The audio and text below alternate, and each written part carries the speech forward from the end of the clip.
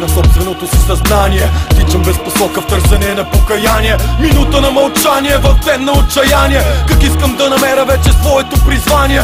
Писна ми да тичам без посока, да се губя като малко дете и да се чудя, да се скубя в заблуда. Искам да живея по принуда, Боже, дай ми шанса да пребъда. Искам като птица да се рея, на глас да пея и да се спея. Искам да лудея и да знам защо живея. Искам като слънце нечие сърце да сгрея, а пък за нея, Боже, как от нея. Искам да намеря смисъла, да продължа по пътя си напред, да тичам бъдещето, да градя, да правя хиляди неща от сърце и душа, без да съжалявам, щом направя някоя тъпня. Да, допускал съм и аз доста тъпи грешки, но знам, че тъпите младежки грешки са човешки. И колкото и да са тежки старите болешки, с времето подменят се като стари трешки. Минало са минало, порето е оттавено, зад гърба оставено, отдавна е забравено, подправено, забързано, забавено, направено на филм. Филм непознат. Още от малко обичам да гледам филми. Гледал съм всякакви филми. Комедии, екшени, драми, психотрилъри, ужаси. Не знам, кеф се да гледам филми. Майко, съжалявам за всеки път, когато съм те наранявал. За всяка нощ, в която разпиш, ще съм ти давал. За всеки път, когато бил съм гадна долна твар. Ето, майко, виж сам, удрям с шамар. И нека ми се смеят, и нека да ме плюят, но нека всички въздухари първо да ме чуят. За това, че бях фада, не съжалявам. Миналото днес ме кара да се извисявам. Кой бил там, бе, въздухари, гадни долни? И кой днес прави траковете болни?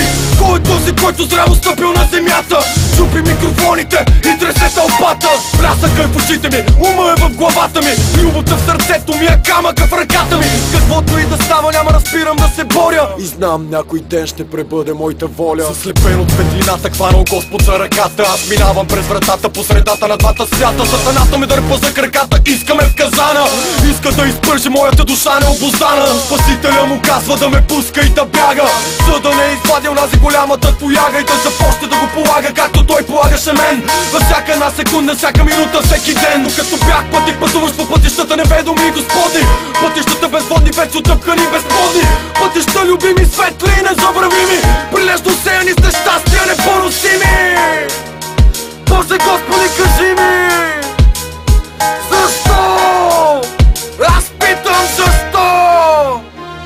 Дали компасът ще ни отведе в правилна посока, където ума дълбока, а душата е широка? И вятъра дали ще ни покаже радостта, отнемайки нахално всяка капчица тъга? Кога ще стигнем до там, където няма болка, няма страх, няма срам, където всички заедно ще бъдем едно цяло и няма да волюваме за щяло и нещяло? Кога ще дойде този ден, този светъл ден, този ден, този светъл ден, този ден обикновен, когато света ще бъде променен?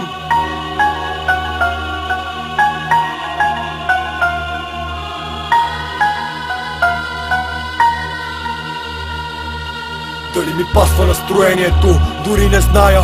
Плотно въображението съм, но ще призная, че колкото и да се лутам в търсене на рая, в очите на приятелите него ще позная. И щом позная го, ще бъда винаги щастлив.